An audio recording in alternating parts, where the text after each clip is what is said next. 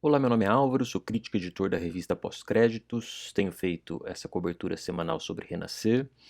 E essa semana estou com o modo professor ativado aqui, trouxe um PowerPoint para conversar um pouco sobre a abertura, ou melhor, as aberturas da novela, né? Essa semana a gente teve uma ação inédita, né, da Globo, através da novela, com o Boticário, apresentando uma versão alternativa da abertura e algo pouco usual, né? Na história da teledramaturgia, a gente já teve algumas novelas com transformações, com mudanças pontuais na abertura, ou então com mudanças de abertura, mas que permaneceram. Eu acho que o caso mais lembrado, mais recente, talvez seja o de América, da Glória Pérez, né, em que há uma mudança de abertura com a mudança de tom da novela. Isso é muito importante, né? A abertura, essa vinheta de abertura, em que aparecem os créditos principais da novela, elas nos ajudam a entrar no clima e no universo da trama. Há coisa de uns 12 anos atrás veio um showrunner americano dar um curso aqui no Brasil, o William Rabkin, que tem inclusive um bom livro sobre escrita de séries. E nesse curso ele se lamentou muito sobre a extinção das vinhetas de abertura na TV aberta americana, porque elas ajudam a organizar o fluxo das imagens e a espectatorialidade do público, né? Opa, estamos entrando na novela, estamos indo para o comercial, né? Então, a vinheta de abertura sempre teve uma importância muito grande nas nossas novelas e permanecem, né? Ainda bem. E aí eu queria fazer essa análise das vinhetas de Renascer, a começar pela vinheta de 93. A leitura que eu faço da vinheta de abertura da Renascer de 93, a gente não pode esquecer o contexto dessa novela, eu já falei sobre isso, é uma novela que entra no ar um pouco depois de todo o processo ali do impeachment do Fernando Collor de Mello, né? E que, de certa forma, representou uma certa decepção com a redemocratização e com toda a promessa de modernidade que aquele presidente significava. Isso, acho que eu já disse em outro vídeo, é declarado pelo próprio Boni, numa entrevista a Marília Gabriela, né? É, e vivemos num país que tem essa mania de idealizar pais, né, pais ideais na figura da presidência da República. E o Fernando Collor foi vendido, inclusive pela própria Globo, como esse pai moderno que deu no que deu. Diante dessa decepção, volta ou surge José Inocêncio, esse pai fictício, né, e que de certa forma vai suprir essa lacuna, essa decepção com a modernidade, né, esse pai arcaico, né, que vai reviver ali o homem cordial com algumas concessões, alguns progressos, né, muito medidos, entre eles a televisão, né, que o José Inocêncio admite na sua fazenda. Então, essa modernidade brasileira aparece nessa abertura, porque ela é uma modernidade, como o Renato Ortiz, né, que é um autor que se dedica a esse tema, vai tratar, e é um autor que eu trago na minha tese, nos meus estudos, é uma modernidade inacabada, incompleta. O que seria isso? É uma modernidade que aparece na industrialização, na urbanização, na indústria cultural, nas mídias de massa, mas não é uma modernidade que atinge os costumes, né? Continuamos um país conservador, quando não reacionários, né? Eu acho que a pauta jornalística dessa semana deixou isso muito claro. Então, essa é a modernidade, a negociação da modernidade brasileira que está na abertura de Renascer. Uma abertura que se desdobra entre esse lugar da modernidade e esse lugar arcaico. E um lugar vai parindo o outro, vai desdobrando o outro, de certa forma, nessa abertura. Eu queria ler algumas passagens, prometo que não vou ser muito chato, nem me alongar muito, são 3 passagens curtas que eu acho que ilustram muito bem essa modernidade. Duas estão nesse livro que eu também uso muito, usei bastante na minha tese, da Vivian Schelling, que é um livro de artigos, de capítulos, chama Through the Kaleidoscope. The Experience of Modernity in Latin America. E tem dois textos, né, um do próprio Ortiz e um do José de Souza Martins, que eu queria ler alguns trechinhos. O Ortiz vai falar num capítulo chamado Cultura Popular, Modernidade e Nação. Ele vai falar ele vai se deter na questão da cultura em vários momentos. Numa passagem ele fala assim: com o uso do videotape, as novelas se tornaram um evento diário, envolvendo serializações que exigiam um alto grau de industrialização. O sucesso da novela é paralelo à expansão dos aparelhos de televisão. Ela redefiniu a programação televisiva, eliminando toda a tradição de teatro e drama televisivo que existia antes. Na década de 70, com a transmissão nacional, tornou-se o produto mais importante do sistema televisivo brasileiro. Ou seja, ele está falando de uma indústria que, de certa forma, se retroalimenta, né? Porque a telenovela, sobretudo. O Ortiz vai falar num capítulo chamado Cultura Popular, Modernidade e Nação. Ele vai se deter na questão da cultura em vários momentos. Numa passagem ele fala assim: com o uso do videotape, as novelas se tornaram um evento diário, envolvendo serializações que exigiam um alto grau de industrialização. O sucesso da novela é paralelo à expansão dos aparelhos de televisão. Ela redefiniu a programação televisiva, eliminando toda a tradição de teatro e drama televisivo que existia antes. Na década de 70, com a transmissão nacional, tornou-se o produto mais importante do sistema televisivo brasileiro. Ou seja, ele está falando de uma indústria que, de certa forma, se retroalimenta, né? Porque a telenovela, sobretudo ali na década de 70 e década de 80, ela vai retratar esse processo de urbanização e de modernização social, né? Então vai retroalimentar isso. E depois, em outra passagem, ele vai falar assim: o Brasil vive hoje um período de substituição de símbolos. Outros, como a novela, a publicidade, a Fórmula 1, começam a ser elaborados.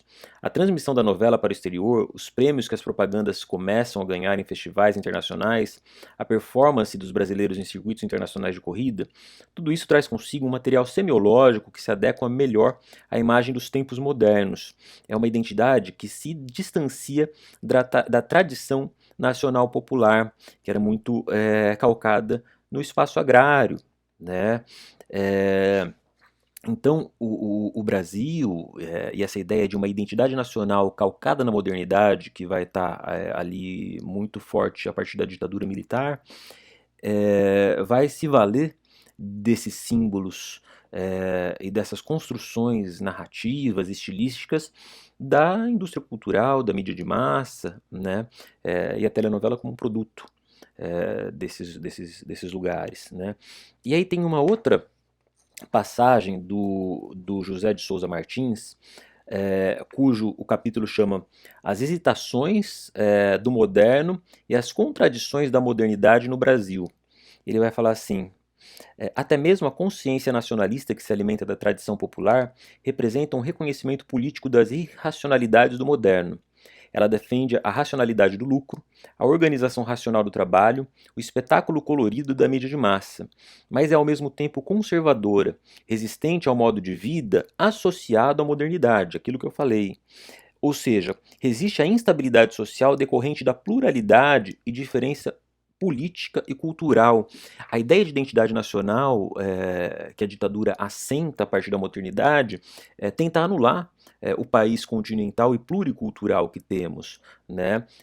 Porque uma nação uníssona é mais fácil de ser controlada. Politicamente, temos uma inclinação liberal, mas é um liberalismo baseado nas tradições de poder pessoal e clientelismo político. A contradição tremula na bandeira nacional, e essa passagem eu acho genial. Ordem e progresso. Conosco, o progresso foi subordinado à primazia da ordem, mesmo quando parecemos ser convincentemente modernos, né? Ou seja, essa negociação, essa conciliação, e somos um país muito conciliador, até demais, está na bandeira, né? A modernidade, o progresso, está submetido a uma ordem original, né? Isso me parece estar nessa abertura de Renascer, que começa com essa gota que cai nesse espaço de um sertão, né? A novela não se passa exatamente no sertão da Bahia, mas o sertão é um espaço muito forte no nosso imaginário nacional, e essa gota reúne a terra, umidifica e dali nasce a árvore.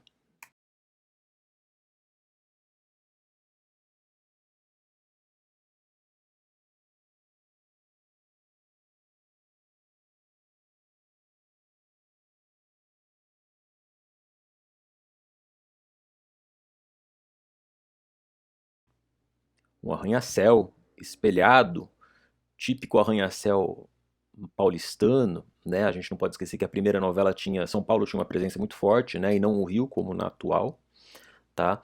E esse arranha-céu espelhado se desfaz, né? E ele se desmonta como um quebra-cabeça, e das lacunas desse quebra-cabeça voltamos ao espaço rural, né? A terra, e aqui é uma maquete, né? A câmera passeia por uma casinha, né? De campo, meio a casinha do Tião Galinha ali, e de repente essa terra se abre, né? Como num terremoto, uma placa tectônica ali que se desfaz, e dessa abertura dessa lacuna, o rural pare o urbano, né? O caos da cidade. Nesse momento da abertura a gente ouve as buzinas do carro, vê o trânsito e tal. E dessa aérea, né, feita aqui em efeitos gráficos, há uma espécie de dobradura, que aliás é o que vai, de certa forma, regimentar o efeito de edição sempre que na versão original vamos do espaço urbano para o rural ou vice-versa, né? Há uma cortina, como se um espaço se dobrasse ao outro, né? E vem a logo da versão original, que é essa logo que se ergue, né, que renasce, né, e que tem essa identidade moderna que tá ali, acho que tanto na Pantanal da Manchete, como na Renascer, essas letras largas, sem serifa, né, e ao mesmo tempo robustas, imponentes, que se erguem e trazem a cor dessa novela. Acho que eu já falei isso, o Luiz Fernando Carvalho falava que a Renascer era uma novela cujo sol ardia, né? E acho que essa novela solar, ardida e ao mesmo tempo sensual tá aqui nessa primeira logo, tá? Que depois agora vai ser completamente reposicionada na trama atual. Vamos ver. A atual Renascer tem toda uma outra lógica de abertura, né? Primeiro que o espaço urbano já não coexiste nessa abertura, o tema dessa novela é outro. Acho que, embora falemos sobre tradição arcaico e moderno nessa Renascer, é uma novela que tem outras preocupações, né? Acho que o próprio fato de posicionar a agrofloresta, a agricultura sintrópica, já traz uma outra preocupação e uma outra visão. O próprio Bruno Luperi já falou isso em algumas entrevistas, né? De que na época do avô do Benedito, havia essa dicotomia: o fazendeiro que planta é o bom, o fazendeiro que não planta, que deixa a terra ali sem uso, é o ruim, né? E isso já não é mais uma questão. Hoje em dia não é mais quem planta e quem não planta, ou o que planta, mas como a terra é usada, né? E aí essa Renascer vem então com essa abertura que acho que traz muito tom da atual versão, que é esse tom áptico, tátil, né? Algumas vertentes dos estudos de cinema, né, a fenomenologia, eu acho que a neurociência no cinema, que é uma coisa que está começando a ser estudada e eu confesso que eu não conheço muito, mas trazem um pouco sobre essa coisa da sinestesia causada pelo olhar, pela audição, né, essa redistribuição aos demais sentidos, e essa abertura tem isso, né, esse caráter áptico, tátil, né, que começa com uma mão tocando a textura desse tronco, que é muito evidente pelo plano de detalhe, né? Então é uma abertura muito calcada no plano de detalhe, no foco e no desfoque, no hack focus, na mudança de foco, né? Então começa com essa mão e vamos a outras, né? Acho que eu já falei sobre isso em texto, não me lembro se eu falei em vídeo, mas essa força das mãos, né? Nas obras do Benedito Rui Barbosa, que é um autor que vai falar muito sobre esse universo do trabalho braçal, né? Então é inevitável que as mãos sejam uma presença muito forte, né? E que atravessam essa nova abertura, mas nesse trabalho é curioso isso. A primeira Renascer tinha muito a coisa da barcaça de cacau. Elas aparecem nessa Renascer agora, mas essa Renascer parece valorizar muito mais o espaço das plantações, né? A Inocêncio anda por ali em vários momentos, e os trabalhadores ao fundo, né? Então, isso já está na abertura, já nos ajuda a entrar, a entender esse novo conceito da atual versão. Esse plano que eu separei por uma curiosidade, eu não sei se é proposital ou não, mas me parece uma certa assinatura, né? Porque há um plano muito parecido de aves voando em retirada, em Pantanal. Se eu não me engano, ali numa espécie de conjunção, num fade, mas há um plano muito parecido em Pantanal, então me parece que há uma certa assinatura entre uma abertura e outra, como uma espécie de alinhavo entre essas novelas. De novo as mãos e agora o cacau, né? E não só o cacau, o próprio facão, a textura desse facão, a maneira como a luz cai sobre a fruta, né? É uma abertura e a textura do fundo, né? Essa coisa desse fundo meio empedrado, meio cintilante, né? Em que os elementos ali se tornam esse desfoque cravejado, né? Então acho que tudo isso traz esse espaço verdejante dessa nova renascer. As mãos retirando as sementes de cacau, né? E depois analisando as sementes sob essa luz, sob esse facho de luz, né? Quase divino, né? E aí traz uma outra coisa dessa novela, que é essa coisa da espiritualidade, né?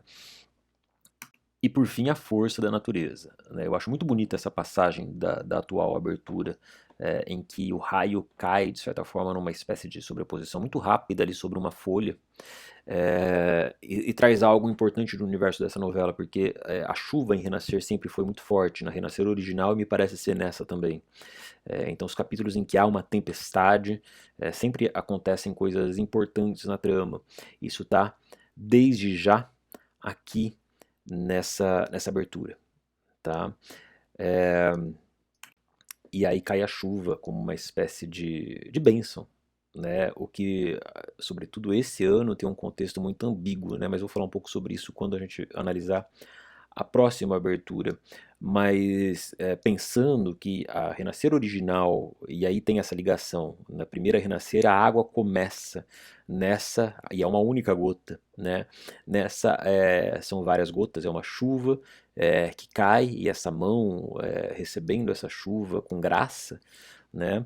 É, essa chuva que cai termina a abertura, né? Então há uma espécie de ciclo, né, entre as duas aberturas, a de 93 e a abertura de agora, e encerramos com a logo, né? Essa logo que, ao contrário da outra, que trazia aquela coisa, aquela modernidade, aquele ardor, traz um outro conceito, né, dessa renascer sintrópica, verdejante, essa renascer que vai brincar com a ideia de ciclo, né? A gente não pode esquecer que a gente está falando de ciclos da natureza, de ecossistemas e ciclo de uma vida, né? É uma história de imortalidade, né? Ou de uma vida que é estendida por aquele pacto, mas que também vai chegar ao fim, né? Mas há outras vidas naquela linhagem. Então, e aí a logo conta história, né? Mesmo logos que às vezes parecem ser muito ruins, como por exemplo de Amor de Mãe, que eu lembro que muita gente criticou, há uma história naquilo. Aqui em Renascer a história tá, acho que menos no formato das letras, embora elas tenham uma importância, né, na tipografia, é, mas elas trazem sobretudo esse N, né, parecem paus empilhados, né, troncos, mas eu acho que a coisa nessa logo tá nesse encher e esvaziar das letras, né, que trazem essa ideia cíclica, de rios que enchem e esvaziam, solos que enchem e esvaziam, e de um ciclo da própria natureza, né?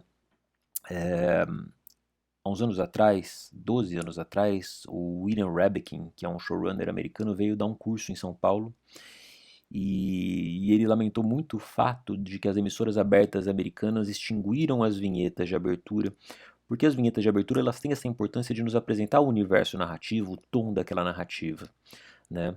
É, e organizar o fluxo televisivo. Né? Olha, agora são essas imagens que vamos ver, esse tom, essa textura, essa cor, né? Então, de certa forma, as vinhetas conduzem o público à espectatorialidade, à relação, o pacto, né, entre o espectador e aquela obra. E elas continuam muito importantes na telenovela. Tá? Não é à toa que muita gente brinca de criar hipóteses de vinhetas sobre da novela que está chegando no YouTube. Se vocês pesquisarem aí a próxima novela das 9, com certeza já vai ter alguma vinheta pronta ali, de gente que brinca de especular sobre a vinheta de abertura. Mas vamos à vinheta que foi ao ar essa semana, né? Nessa collab, digamos assim, né, nesse patrocínio do Boticário, né? E que é uma vinheta que acho que o objetivo dela, obviamente, é criar um choque, né? E criar um alerta sobre questões ambientais que estão no centro dessa novela, né? Essa nova Renascer faz esse alerta de maneira muito clara. É, e aí veio essa vinheta de abertura com imagens da natureza sendo depredada de diferentes formas, né? A começar pelo caule, né? Antes a mão, na original, a mão toca, agora é a serra elétrica que toca, né? E que diz respeito a um contexto muito contemporâneo, né? É só lembrar a devastação muito recente que a Amazônia sofreu nos últimos anos, né? Não que a Amazônia não tenha sofrido, mas essa devastação crescente, né, nos últimos. Mas vamos à vinheta que foi ao ar essa semana, né, nessa collab, digamos assim, né, nesse patrocínio do Boticário, né, e que é uma vinheta que acho que o objetivo dela, obviamente, é criar um choque, né, e criar um alerta sobre questões ambientais que estão no centro dessa novela, né. Essa nova Renascer faz esse alerta de maneira muito clara. É, e aí veio essa vinheta de abertura com imagens da natureza sendo depredada de diferentes formas, né? A começar pelo caule, né? Antes a mão, na original, a mão toca, agora é a serra elétrica que toca, né? E que diz respeito a um contexto muito contemporâneo, né? É só lembrar a devastação muito recente que a Amazônia sofreu nos últimos anos, né? Não que a Amazônia não tenha sofrido, mas essa devastação crescente, né, nos últimos anos. Né, o lixo acumulado, né, e eu gosto muito desse plano aqui, porque no Brasil, sobretudo muito ligado ali ao período ditatorial, muito dessa ideia de progresso e modernidade estava ligado a abrir estradas, né? Custe o que custar, derrube-se o que quiser. E agora vemos muitas dessas estradas e dessas vias cederem, né, sob o impacto ambiental do aquecimento global, das mudanças climáticas, que não são mudanças naturais, né, são mudanças causadas pelo homem. E e acho que esse é um plano que, enfim, é inevitável lembrar da tragédia que aconteceu agora no Rio Grande do Sul. Né? Então acho que essa Renascer, inclusive, não sei se foi nesse capítulo ou no seguinte que falou-se dessa tragédia. Então é uma novela que está antenada também, né, a esse contexto. Então esse plano eu acho muito bom.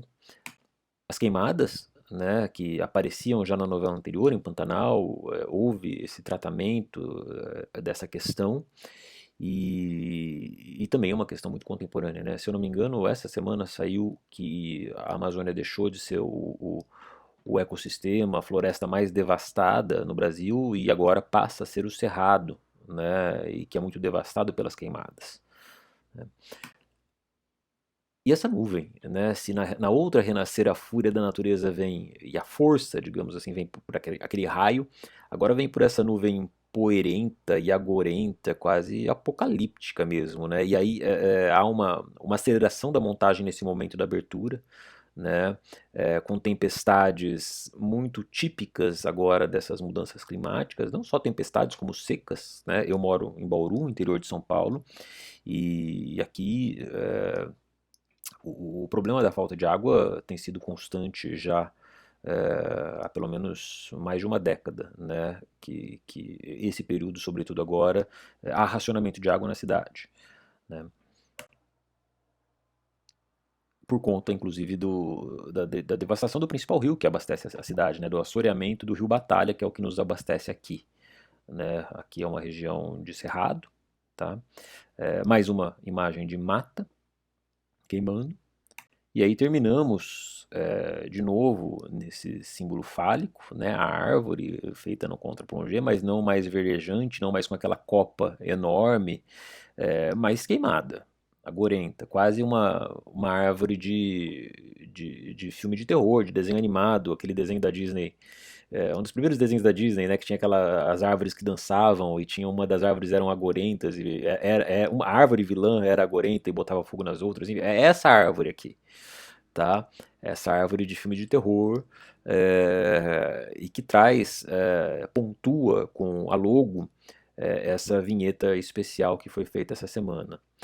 É uma vinheta que condiz ao tema da novela e condiz aí é uma reflexão, né? Acho que pontua se a primeira Renascer trazia ali uma questão dessa dobradura da modernidade incompleta, essa modernidade que volta ao arcaico o tempo todo, essa abertura dessa semana coloca algumas questões. Que modernidade é essa que queremos? Né? Continuamos nessa visão de uma modernidade que está submissa à tradição, ao arcaico, a uma elite que se preocupa menos ou melhor, não se preocupa em preservar o mundo que temos e que talvez esteja mais preocupada em construir bunkers para os seus filhos, né? Para os seus herdeiros, e aí não há pacto com o Jequitibá que sustente isso, né? Então, que modernidade é essa, né, que encaramos agora e quais as possibilidades de modernidade para o futuro, né? Como o Brasil vai se colocar como país dentro dessa questão tão urgente, né, da defesa ambiental, dessa agenda que é imprescindível.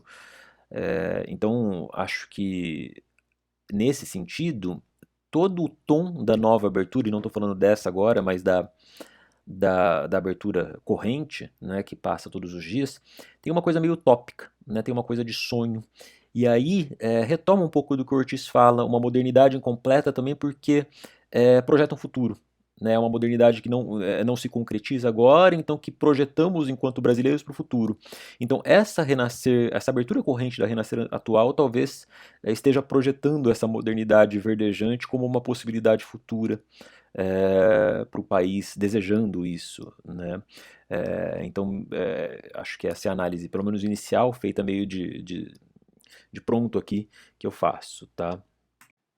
E aí eu queria terminar fazendo uma análise dessa logo de Pantanal e Renascer, que me parecem duas logos conectadas de alguma forma, tá? As fontes, a tipografia parecida não é a mesma, tá? Eu fui pesquisar sobre isso, mas acho que as ideias dependem de artifícios diferentes, né? Não que a forma das letras não seja importante na logo de Renascer, mas o que me parece essencial de fato é essa animação que incha e esvazia cada uma das letras numa espécie de ciclo, né? De um certo andamento que tem muito a ver com um próprio movimento da natureza.